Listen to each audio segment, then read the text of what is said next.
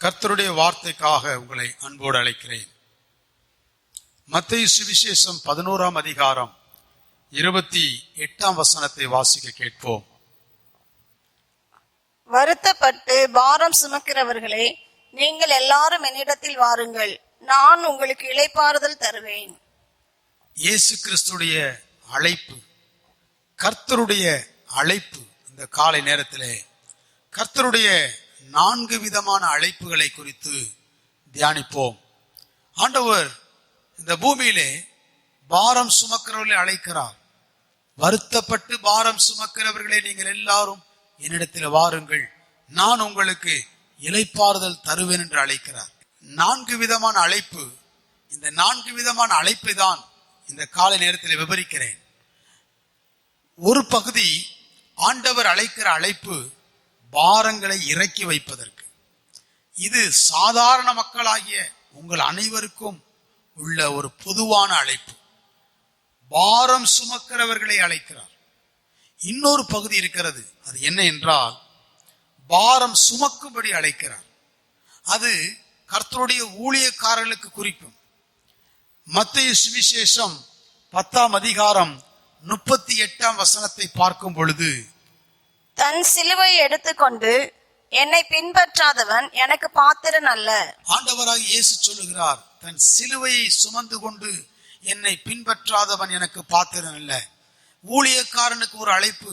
ஜனங்களுடைய பாரங்களை, ஜனங்களுடைய பொறுப்புகளை சுமந்து செல்ல வேண்டும், ஊழியத்தினுடைய பாடுகளை சுமக்க வேண்டும் என்கிற பொறுப்பு.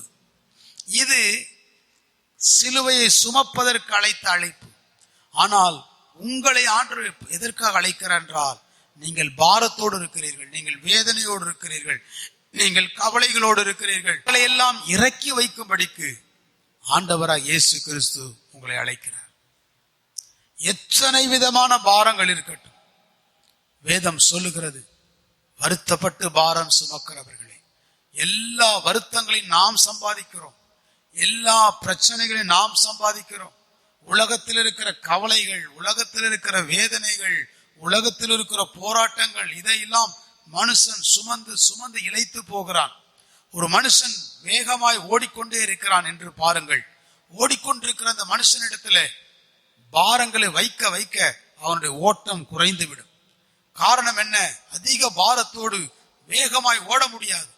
இது போலதான் வாழ்க்கையிலே வேகமாய் போய்கொண்டிருக்கிறவர்கள், நன்றாய் வாழ்ந்து கொண்டிருக்கிறவர்கள், சந்தோஷமாய் வாழ்ந்து கொண்டிருக்கிறவர்கள், சில பிரச்சனைகள், சில பாரங்கள் வந்து ஆட்கொள்ளும் போது, அவர்களை பிடித்திருக்கும் பொழுது அவர்களால் அந்த சந்தோஷம் குறைந்து போகும், வாழ்க்கையில நிம்மதி குறைந்து போகும், குடும்பத்தை நடத்தக்கூடிய திறமை குறைந்து போகும், வேலை செய்யக்கூடிய அந்த எண்ணம் குறைந்து போகும், சம்பாதிக்கிற எண்ணம் குறைந்து போகும். பாரம் அதிகிறதுனாலே, இப்படி பாரம் அதிகமாகிறதுனால, எல்லாம் குறைந்து போகிறதுனாலே மனுஷன் செயலிழந்து போகிறான். அவனுடைய வேலை காரியங்கள் எல்லாம் வேகமாய் நடைபெறாதபடினாலே வருமானங்கள் குறைந்து, ஆசீர்வாதங்கள் குறைந்து, நன்மைகள் குறைந்து அவன் வேதனைப்பட்டு நிற்கிறான். கடைசியிலே அவனுடைய முடிவு என்ன எடுக்கிறான்? செத்து போகலாம், எங்கேயாவது ஓடி போகலாம் என்கிற சிந்தனையிலே மனுஷன் மாறிவிடுகிறான். அப்படிப்பட்ட நிலைமைக்கு தள்ளப்பட்டிருக்கிறவர்களை ஆண்டவர் அழைக்கிறார். வருத்தப்பட்டு பாரம் சுமக்கிறவர்களே, நீங்கள் எல்லாரும் என்னிடத்தில் வாருங்கள், நான் உங்களுக்கு இளைப்பாறுதல் தருவேன்.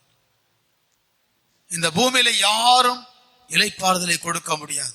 எவ்வளவு பெரிய பணக்காரர்களா இருந்தாலும் சரி, எவ்வளவு பெரிய ஐஸ்வர்யவான்கள், பெரிய பெரிய அதிகாரிகளா இருந்தாலும் சரி, எந்த ஒரு மனுஷனுக்கும் இளைப்பாறுதலை கொடுக்க முடியாது. காரணம் என்ன என்று சொன்னால், உலகத்தில் இருக்கிற எல்லாருமே ஏதோ ஒரு பாரத்தை சுமந்து கொண்டுதான் இருக்கிறார்கள். அதை இறக்கி வைக்க வழி தெரியாமல் அலைந்து கொண்டிருக்கிறார்கள்.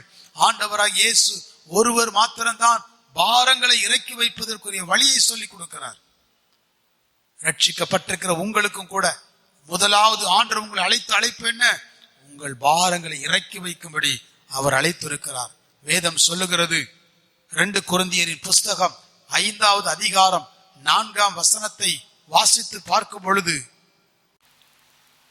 இந்த கூடாரத்தில் இருக்கிற நாம் பாரம் சுமந்து தவிக்கிறோம், இந்த போர்வையை களைத்து போட வேண்டும் என்று விரும்பாமல் மரணமானது ஜீவனாலே விழுங்கப்படுவதற்காக போர்வையை தரித்தவர்களாய் இருக்க வேண்டும் என்று விரும்புகிறோம். இந்த கூடாரத்தில், அதாவது இந்த சரீரத்தில் இருக்கிற நாம் பாரம் சுமந்து தவிக்கிறோம் என்று அப்போஸ்தலனாகிய பவுல் கொரிந்தியருக்கு எழுதுகிறார். இந்த சரீரத்தில் இருக்கிற நாம் பாரம் சுமந்து தவிக்கிறோம். ஆகவே இந்த போர்வையை களைந்து போடாமல், அப்படி என்றால் இந்த உயிரை மாய்த்து கொள்ளாமல், இந்த வாழ்க்கையை மாய்த்து கொள்ளாமல் நாம் விசுவாசிக்க வேண்டும். நமக்கு ஒரு இடம் உண்டு, நமக்கு ஒரு வீடு உண்டு, பரலோக ராஜ்யத்திலே தேவன் நமக்காக ஆயத்தம் பண்ணி வைத்திருக்கிறவைகள் உண்டு. அதை நினைத்து இந்த பாரங்களை நாம் இயேசுடைய பாதத்தில் இறக்கி வைக்க வேண்டும். பாரங்களை இறக்கி வைக்கும் பொழுது அவர் இளைப்பாறுதலை கட்டளையிடுகிறார். அவர் முதலாவது அழைப்பு எதற்காக? பாரங்களை இறக்கி வைக்கும்படி. நீங்க எவ்வளவு பிரச்சனைகள் இருந்தாலும், எவ்வளவு காரியங்கள் இருந்தாலும், சில நேரத்துல இது நம்மால முடியுமா, இது நம்மால் செய்ய முடியுமா?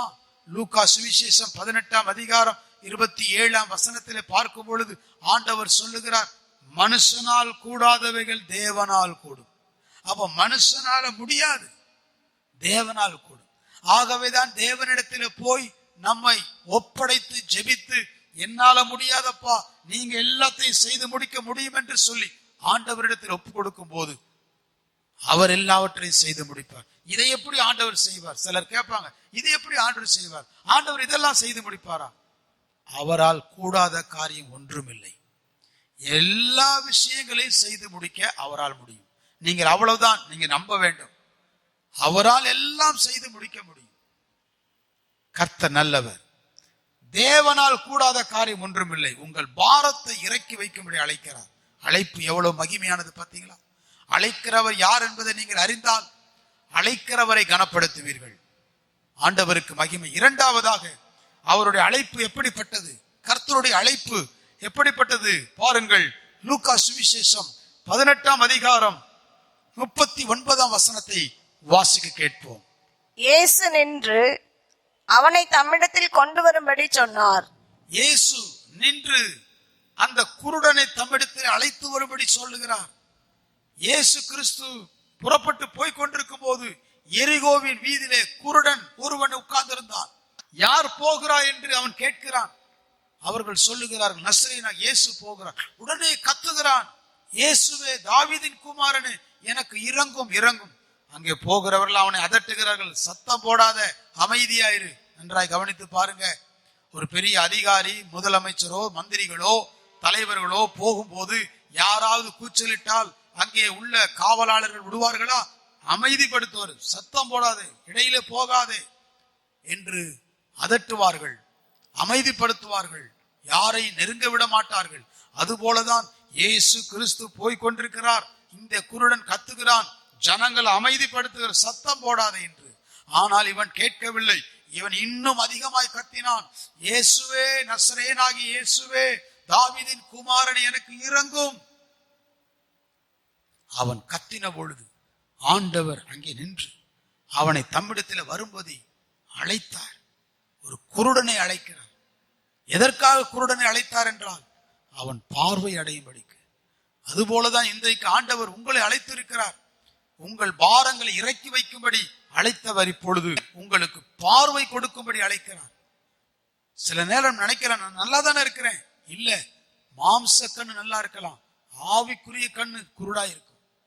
மாம்ச கண்ணும் குருடா இருந்தாலும் அதையும் சுகமாக்க அவரால் முடியும். ஒருவேளை மாம்ச கண் தெரியவில்லை என்று சொன்னால் இது மருத்துவரால் மாத்திரம் முடியும் என்று நினைக்காதீர்கள், தேவனால் கூடும்.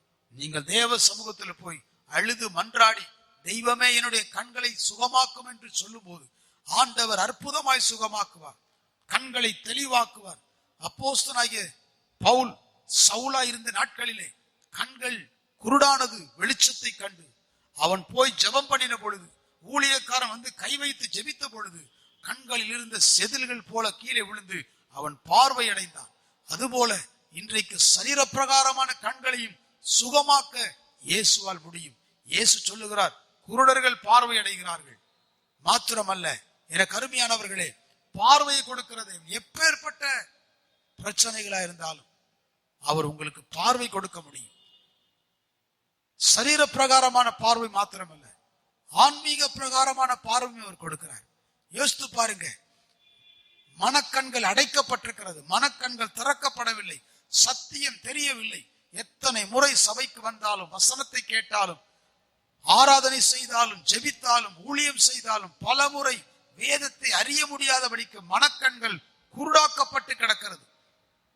அப்படி குருடாக்கப்பட்ட மனக்கண்களை வேறு யாராலும் திறக்க முடியாது, இயேசு திறக்கிறார். வேதம் சொல்லுகிறது, லூக்கா சுவிசேஷம் 24 அதிகாரம் 45 வசனத்தை வாசிக்கும் பொழுது, அப்பொழுது வேத வாக்கியங்களை அறிந்து கொள்ளும்படி அவர்களுடைய மனதை அவர் திறந்து அவர்களை நோக்கி, வேத வாக்கியங்களை அறிந்து கொள்ளும்படி இயேசுவோடு கூட இருந்த சீஷர்களில் 2 பேர் அவர் மரித்து அடக்கம் பண்ணப்பட்டு உயிரோடு எழுந்து அவர் எருசலேமுக்கு போகிறார்.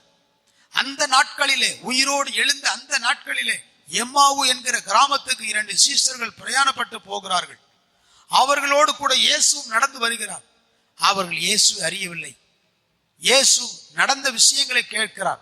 இவர்கள் அவரிடத்திலே நடந்ததை பற்றி, இயேசுவை பற்றி இயேசுவிடத்திலேயே சொல்லுகிறார்கள். 3.5 வருஷம் அவரோடு கூட வாழ்ந்தவர்கள், அவருடைய அற்புதங்களை கண்டவர்கள், வசனத்தை கேட்டவர்கள். ஆனால் உணரவில்லை, மனக்கண்கள் அடைக்கப்பட்டிருந்தது. ஆண்டவராய் இயேசு கிறிஸ்து அவர்களை சத்தம் போட்டார், அதட்டினார், கடிந்து கொண்டார்.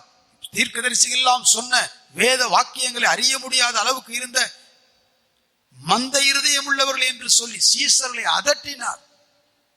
எனக்கு அருமையானவர்களே,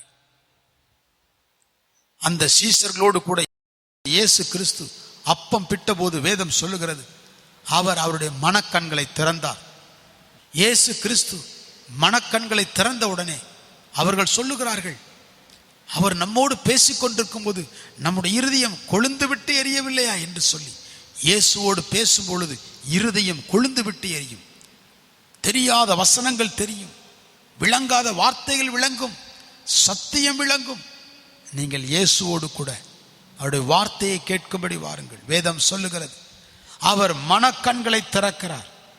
வேதம் சொல்லுகிறது, வெளிப்படுத்தின விசேஷம் 3 அதிகாரம் 18 வசனம், நான் நீ ஐஸ்வர்யவானாகும்படிக்கு நெருப்பிலே புடமிடப்பட்ட பொன்னையும் உன் நிர்வாணமாகிய அவலட்சணம் தோன்றாதபடிக்கு நீ உடுத்திக் கொள்வதற்கு வெண் வஸ்திரங்களையும் என்னிடத்தில் வாங்கி கொள்ளவும், நீ பார்வை அடையும்படிக்கு உன் கண்களுக்கு கலிக்கம் போடவும் வேண்டும் என்று உனக்கு ஆலோசனை சொல்கிறேன். ஆண்டவர் சொல்லுகிறார், நீ பார்வை அடையும்படிக்கு உன் கண்களுக்கு கலிங்கம் போட வேண்டும் என்பது உனக்கு ஆலோசனை சொல்லுகிறேன். தேவனுடைய ஆலோசனை பார்வை அடைவதற்காக உண்டு.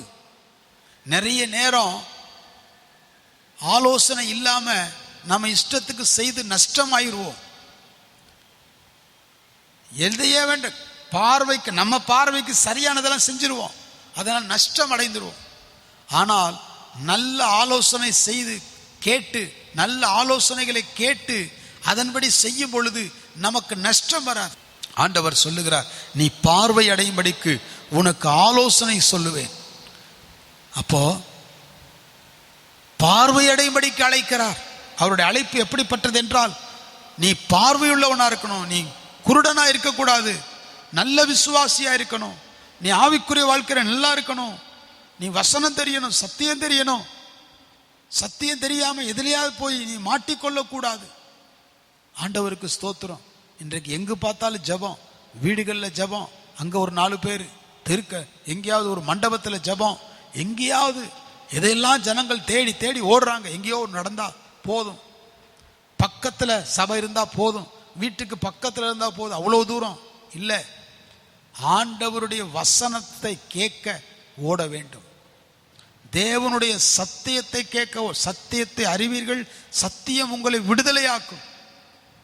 ஆகவே தேவனுடைய ஜனங்களே, நீங்கள் பார்வை அடையும்படிக்கு அவர் உங்களை அழைக்கிறார். ஆண்டவருக்கு மகிமை உண்டாவதாக. 3 வேதம் சொல்லுகிறது, லூக்கா சுவிசேஷம் 14 அதிகாரம் 16 வசனம் 17 வசனத்தை வாசிக்கும் பொழுது, அதற்கு அவர், ஒரு மனுஷன் பெரிய விருந்தை ஆயத்தம் பண்ணி அநேகரை அழைப்பித்தான். விருந்து வேளையில் தன் ஊழியக்காரனை நோக்கி, நீ அழைக்கப்பட்டவர்களிடத்தில் போய் எல்லாம் ஆயத்தமாயிருக்கிறது, வாருங்கள் என்று சொல்லென்று அவனை அனுப்பினான். மூன்றாவதாக இயேசுடைய அழைப்பை பாருங்கள். விருந்துக்கு அழைக்கிறார். விருந்து, நல்ல ஒரு விருந்தை கொடுக்கும்படி அழைக்கிறார். அவர் கொடுக்கிற விருந்து எப்படிப்பட்டது? மகிமையானது. இன்றைக்கு உலகத்தில் உங்களை விருந்துக்கு அழைப்பவர்கள் யார்? உங்களை விட பெரியவர்கள், பணக்காரர்கள், கோடீஸ்வரர்கள் உங்களை விருந்துக்கு அழைப்பார்களா? உயர் அதிகாரிகள் உங்களை விருந்துக்கு அழைப்பார்களா? இல்லை. உங்களுக்கு உங்களுடைய தரத்துக்கு ஈக்குவலாக உள்ளவர்கள், சமமாக உள்ளவர்கள் மாத்திரமே உங்களை விருந்துக்கு அழைக்கலாம், அல்லது உங்களை விட ஏழ்மையானவர்கள் உங்கள் விருந்துக்கு அழைக்கலாம். ஆனால் இங்கே விருந்துக்கு அழைக்கிறது அண்ட சராசரங்களை படைத்த பரிசுத்தம் உள்ள தெய்வம் விருந்துக்கு அழைக்கிறார். நீங்கள் அவருக்கு சமமானவர்கள் அல்ல. அவருக்கும் உங்களுக்கும் அவருக்கும் நமக்கும் ஏணி வைத்தாலும் எட்டாது. அப்படி இருந்தும் அவ்வளவு பரிசுத்தம் உள்ளவர், அவ்வளவு மகிமையானவர் உங்களை விருந்துக்கு அழைக்கிறார். எதற்காக விருந்து? நீங்கள் சந்தோஷமாய் இருக்கும்படி. முதலாவது உங்கள் பாரத்தை இறக்கி வைக்கும்படி அழைத்தார். இரண்டாவது உங்களுக்கு பார்வை கொடுக்கும்படி அழைத்தார். மூன்றாவது பார்வை கொடுத்தது மாத்திரமல்ல, நீங்கள் விருந்து சாப்பிட வேண்டும் என்று, புசித்து சந்தோஷமாய் ஐக்கியப்பட்டு இருக்க வேண்டும் என்று அழைக்கிறார். விருந்தில் ஒரு சந்தோஷம் உண்டாகிறது. எந்த ஒரு விருந்தும், விருந்து வீடுகளை நீங்கள் பார்க்கும் பொழுது பாடல், நன்றாய் பாடல் சத்தம் கேட்கும். அங்கே விருந்துக்கு போகிறவர்களை அன்பாய் வரவேற்பார்கள், மரியாதையா வரவேற்பார்கள். அதுபோல ஒவ்வொரு ஆராதனையும் உங்களுக்கு ஒரு விருந்து. அந்த விருந்திலே ஆண்டவர் உங்களை எப்படியெல்லாம் அழைக்கிறார் பாருங்கள். நீங்கள் சபைக்குள்ளே வரும்போது உங்களை வரவேற்கிறவர்கள் இருக்கிறார்கள். நீங்கள் சபைக்குள்ளே வரும்போது பாடல் சத்தத்தை கேட்கிறீர்கள். அநேக பாடல்கள் கர்த்தரை ஆராதிப்பதா இருக்கலாம். சில பாடல்கள் உங்களுடைய மன ஆறுதலாய் இருக்கலாம். மன ஆறுதலான பாடல்கள் விருந்துக்கு நீங்கள் போகும் பொழுது பாடல் கொடுத்து உங்களை விருந்துக்கு அழைக்கிறார்கள். சபையிலே, ஆராதனையிலே வேத வசனம் உங்களுக்கு கொடுக்கப்படுகிறது போஜனமாக. வேத வசனத்தை நீங்கள் கேட்டு திருப்தி அடைகிறீர்கள். வேதனையோடு வருகிறீர்கள், சந்தோஷத்தோடு போகிறீர்கள். வேதனை நீங்கி போகிறீர்கள். பலவீனத்தோடு வருகிறீர்கள், பலனோடு போகிறீர்கள். சுகவீனத்தோடு வருகிறீர்கள், சுகத்தோடு போகிறீர்கள். தேவையோடு வருகிறீர்கள். வேத வசனத்தை கேட்டு ஜெபித்து தேவைகள் சந்திக்கப்பட்டது போல விசுவாசத்தோடு போகிறீர்கள். அருமையானவர்களே, உங்களை விருந்துக்கு அழைக்கிறார். அழைத்தவர் யார்? பரலோகத்தின் ராஜா இயேசுவே, ராஜாதி ராஜா. அவர் அழைக்கிறார். ஆண்டவருக்கு ஸ்தோத்திரம். அநேக நேரம் இந்த விருந்தை அநேகர் அசட்டை பண்ணி விடுகிறார்கள். எனக்கு அந்த வேலை இருக்கிறது, திருமணம் இருக்கிறது, வீடு வாங்கியிருக்கிறேன், பால் காய்க்க வேண்டியிருக்கிறது, இப்படி பல காரியங்களை சாக்கு போக்கு சொல்லி போய்விடுகிறார்கள். விருந்து தேவன் கொடுக்கிற மகிமையானது. வேதம் சொல்லுகிறது, வெளிப்படுத்தின விசேஷம் 19ஆம் அதிகாரம் 9ஆம் வசனத்தை வாசிக்கும் பொழுது, பின்னும் அவன் என்னை நோக்கி, ஆட்டுக்குட்டியானவரின் கல்யாண விருந்துக்கு அழைக்கப்பட்டவர்கள் பாக்கியவான்கள் என்று எழுது என்றான். மேலும் இவர்கள் தேவனுடைய சத்தியமான வசனங்கள் என்றும் என்னுடனே சொன்னான். ஆட்டுக்குட்டியானவருடைய கல்யாண விருந்துக்கு அழைக்கப்பட்டவர்கள் பாக்கியவான்கள். ஜனாதிபதி, தேசங்களிலே ஜனாதிபதிகள் இருக்கிறார்கள். அந்த ஜனாதிபதிகள் விருந்துக்கு யாரை அழைப்பார்கள்? உங்களை அழைப்பார்களா? யோசித்து பாருங்க. ஆனா உலகத்தையே படைத்த தெய்வத்தினுடைய ஒரு விருந்து. அந்த விருந்துக்கு வேதம் சொல்லுகிறது அழைக்கப்பட்டவர்கள் பாக்கியவான்கள். அந்த விருந்து, அந்த கல்யாண விருந்து எதை குறிக்கிறதாம்? வேத வசனமாம். ஒவ்வொரு முறையும் வசனம் கேட்கும் போது மகிமையான விருந்துக்கு நீங்கள் அழைக்கப்பட்டிருக்கிறீர்கள், பாக்கியவான்கள். இப்பொழுதும் கூட இந்த காலை நேரத்தில் இந்த யூடியூப்ல இந்த செய்தியை நீங்கள் கேட்கிறீர்களே, நீங்கள் பாக்கியவான்கள். காரணம், ஒரு மகிமையான விருந்து. அவருடைய பரிசுத்த விருந்திலே பங்கு பெறும்படி அழைக்கிறார். நீங்கள் எதற்காக உங்களை விருந்துக்கு அழைக்கிறார்? நீங்கள் புசித்து சந்தோஷமாயிருக்கும்படிக்கு, நீங்கள் அவரோடு கூட ஐக்கியமாயிருக்கும்படிக்கு அழைக்கிறார். அவருடைய அழைப்பு எவ்வளவு மகிமையானது பார்த்தீங்களா? பாரம் சுமந்த உங்களை அழைத்திருக்கிறார், பாரங்களை இறக்கி வைக்கும்படி. பார்வையற்றிருந்த உங்களை அழைத்திருக்கிறார், பார்வை கொடுக்கும்படி. சந்தோஷம் இல்லாமல் இருந்த உங்களை, வேதனையோடு இருந்த உங்களை, யாருமே என்னை மதிக்க மாட்டேங்கிறாங்களே என்று சொல்லி இருந்த உங்களை, எந்த ஒரு நல்ல வைபவங்களுக்கும் என்னை அழைக்க மாட்டேங்கிறார்கள் என்று சொல்லி இருந்த உங்களை தம்முடைய பரிசுத்த விருந்துக்கு அழைக்கிறார் இயேசு கிறிஸ்து. சபைக்கு அழைக்கிறார். அநேகர் இந்த விருந்தை அசட்டை பண்ணுகிறார்கள். தேவ ஜனங்களே, இந்த விருந்தை அசட்டை பண்ணக்கூடாது. இந்த விருந்துக்கு அழைக்கும் போது அநேகர் சொன்னார்கள், நிலம் வாங்கியிருக்கிறேன், மாடு வாங்கியிருக்கிறேன், வயல் வாங்கியிருக்கிறேன், திருமணம் முடித்திருக்கிறேன், வர முடியாது. இன்றைக்கும் அதுபோலதான். ஆறாத நேரங்களிலே திருமண வீட்டுக்கு போய்விடுகிறார்கள், சடங்கு வீடுகளுக்கு போய்விடுகிறார்கள், வீடு பிரதிஷ்டை வீடுகளுக்கு போய்விடுகிறார்கள், பால் காய்ப்பு என்று சொல்லி கர்த்தருடைய விருந்தை கனவீனப்படுத்தி விடுகிறார்கள். தேவனுடைய சமூகத்தில் எது முக்கியம்? அழைத்தவர் மகிமையான தேவன். உங்களை அழைத்தவர் பரிசுத்தமான விருந்துக்கு அழைத்திருக்கிறார். இந்த விருந்து நீங்கள் எங்கும் பார்க்க முடியாது. விருந்துக்கு அழைக்கப்பட்டவர்கள் பாக்கியவான்கள். பரலோக ராஜ்யத்தில் இந்த விருந்து கொடுக்கப்படுகிறது. இந்த விருந்து பூமியிலே அதற்கு அடையாளமாய் ஒவ்வொரு முறையும் உங்களுக்கு வசனத்தின் மூலம் தேவன் கொடுக்கிறார். விருந்து ஆயத்தமாக இருக்கிறது. ஆனால் இவைகளுக்கு முக்கியத்துவம் கொடுக்கிறோம். இந்த காலை நேரத்தில் சிந்திப்போம். உங்களை அழைக்கிறவர் உண்மையுள்ளவர், மகிமையான காரியங்களுக்கு அழைத்திருக்கிறார். நீ சந்தோஷமா இருக்கும்படி மகிமையானவருக்கு உன்னை அழைத்திருக்கிறார். ஆண்டவருக்கு மகிமை உண்டாவதாக.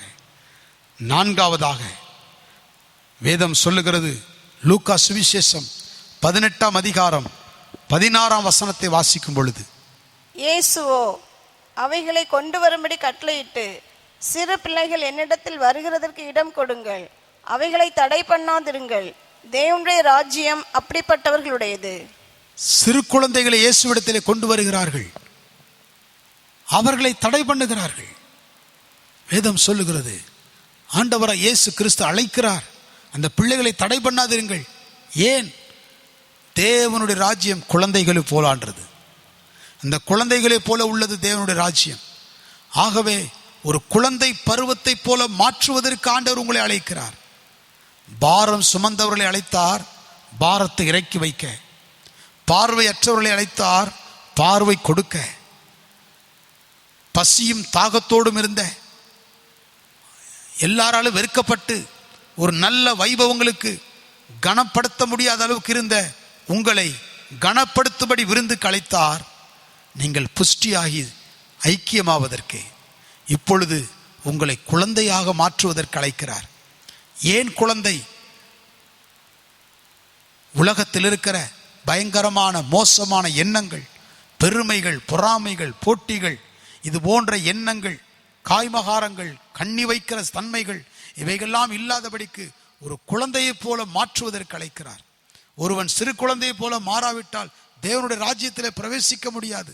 தேவன் தம்முடைய ராஜ்யத்தை கொடுப்பதற்காக அழைக்கிறார். சிறு குழந்தைகள் போலதான் தேவனுடைய ராஜ்யத்தில் இருக்க முடியும். வேதம் சொல்லுகிறது, வெளிப்படுத்தின விசேஷம் 21ஆம் அதிகாரம் 26, 27 வசனங்களை வாசிக்கும் பொழுது, உலகத்தாருடைய மகிமையையும் கனத்தையும் அதற்குள்ளே கொண்டு வருவார்கள். தீட்டுள்ளதும் அருவருப்பையும் பொய்யையும் நடப்பிக்கிறதுமாகிய ஒன்றும் அதில் பிரவேசிப்பதில்லை. ஆட்டுக்குட்டியானவரின் ஜீவ புஸ்தகத்தில் எழுதப்பட்டவர்கள் மாத்திரம் அதில் பிரவேசிப்பார்கள். அங்கே சொல்லப்பட்டிருக்கிறது, தீட்டுள்ளது, அருவருப்பானது, அசுத்தமானது எதுவுமே உள்ள வர முடியாது. தீட்டுள்ள எண்ணங்கள், அருவருப்பான எண்ணங்கள், குறைபாடான எண்ணங்கள், பொறாமைகள், எரிச்சல்கள், சண்டை போடுகிற எண்ணங்கள், இது போன்ற உள்ளங்கள் மேலே தேவனுடைய ராஜ்யத்திலே போக முடியாது. குழந்தை போல கள்ளம் கபடமற்ற இருதயங்கள் தேவனுடைய ராஜ்யத்திலே போக முடியும் என்று வேதம் தெளிவாய் சொல்லுகிறது. உலகத்திலே மோசமாய் வாழ்ந்து கொண்டிருந்த நம்மை, உலகத்திலே ஒன்றுக்கும் உதவாமல் இருந்த நம்மை, உலகத்திலே காய்மகாரம் பிடித்து யுத்தத்திலும் சண்டையிலும் பழகினவர்களை ஆண்டவர் ஒரு குழந்தையை போல மாற்ற அழைக்கிறார். அவரிடத்தில் வரும்போது மனுஷனுடைய சுபாவங்கள் மாறுகிறது, எண்ணங்கள் மாறுகிறது.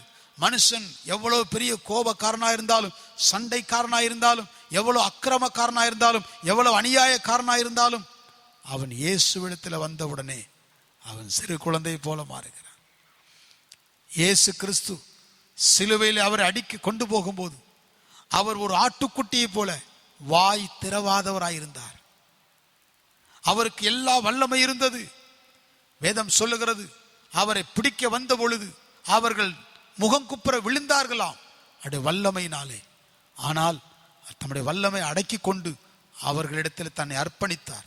இயேசு அவ்வளவு வல்லமை நிறைந்தவர்.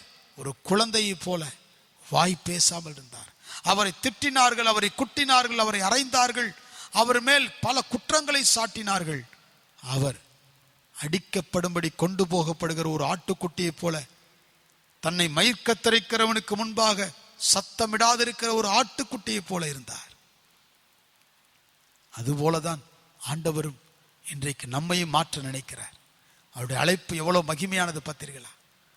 அவர் உங்களை குழந்தை போல மாற்ற, குழந்தை போல உள்ளம் உள்ளவர்களை எல்லாரும் ஏற்றுக்கொள்வார்கள், ஒருவரும் இருக்க மாட்டார்கள்.